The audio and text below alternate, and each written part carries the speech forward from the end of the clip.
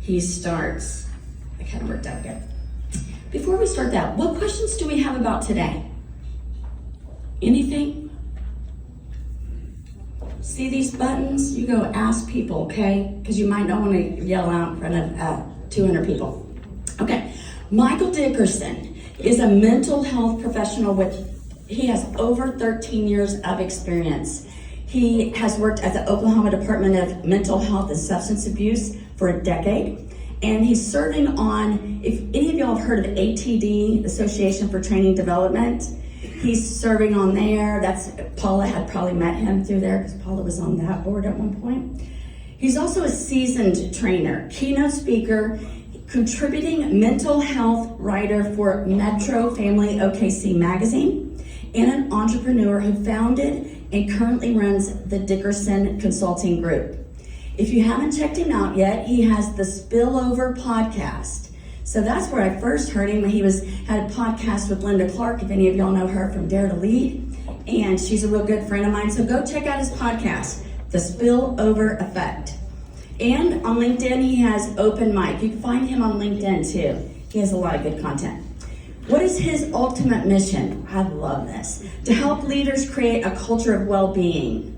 Could you notice kind of a theme today? How many people were walking, Rudy? How many people? Did you have 2? Hey, I'm impressed. 12, that's good. We're getting healthier every year. And then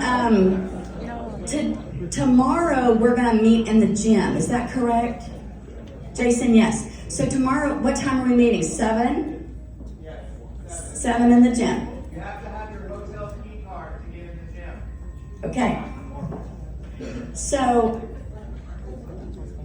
you can read the description of what he is talking about today. I'm not going to read all that.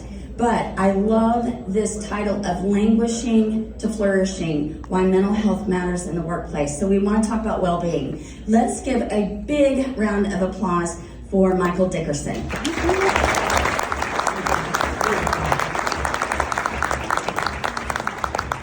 Thank you so much. I don't ever think I've heard such bad happy birthday song before. That was terrible. Y'all did y'all job. So, thank you for having me. I'm happy to be here. It's always great to be able to just come and talk about mental health, something I'm extremely passionate about. I also had a really great time last night. So I came here with my wife, Vicky. She's sitting over there. And so after we ate, they passed out the arcade cards, say you have unlimited play.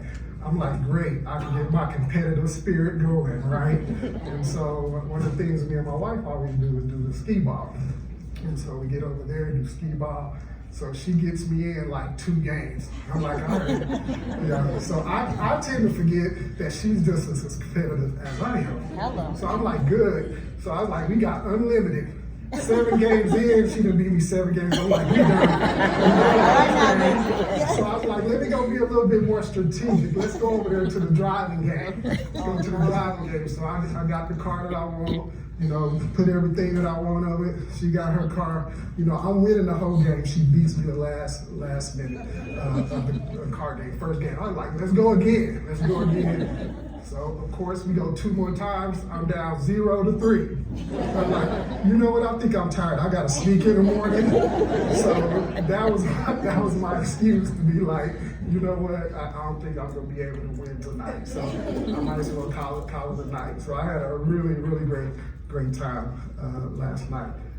So one of the things, just a little bit more about my background, she gave a little snippet, is I started working as a social worker, working with youth and young adults who are dealing with any type of mental illness or substance use. And I worked in the Oklahoma City Public School District. And primarily was housed at the 2 alternative schools. So I worked with the kids that nobody wanted to work with. And so my job was their social worker to help them with any type of case management, any type of resources they needed, any type of skill development, any type of job placement. And so that was my job. I dealt with a lot of juveniles attention. So I did a lot of plethora of things with youth and young adults. That's actually my passion. I have that very passion of working. I love the transition. Working with little kids, that's not my jam. But I love youth and that transition to young adulthood. I think that transition is definitely vital because I understand that transition. I have a daughter who just graduated from college. I know what that looks like. And then I also have a son who's 26, who's been going through that transition of what adulthood is like when it hits you in the face and you're like, oh, real life just kicked in, right? And so I really love that. But we know that also with that, any type of onset of mental illness begins at that youth to adulthood. So usually from 16 to about 25, 26, that's when you begin to see the onset of mental illness. And so that's why it became my passion. If we can do anything to help prevent that and really help them understand, like we want to do everything to help you to deal with any mental illness or mental health issues that you might be dealing with. So that's where my passion came from. So I did that for that what we call direct services for about 5 years. So I worked at alternative schools, did that for 5 years, and then I was recruited to come and train all of the case managers and social workers in the state of Oklahoma and be their senior trainer. And I did that for 7 years, and then the last 3 years, I just ran the whole training department for training for the Department of Mental Health and Substance Abuse. And so it's something I'm extremely passionate about, and I think it's much needed. And so one of the reasons that I started talking about mental health in the workplace, as she talked about with Paula, is I sat on the Association of Training and Development. And so when the pandemic hit and everybody sort of knew my background working in mental health, I started getting these calls and these texts, and it was like, well, can you come and speak to our employees? And I was like, sure.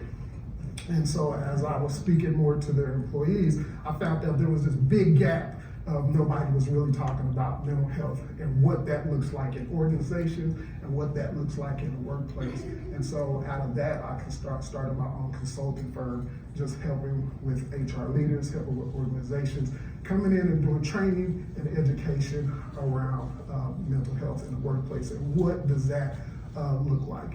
And so that's where this topic came from. And so that's where we are now in terms of really dealing with mental health in the workplace. So this is something I really enjoy. So there's two things I'm gonna need you to do. If you can grab a worksheet, there's some worksheet on your table. And also if you can grab your phone, because you're gonna be able to see my PowerPoint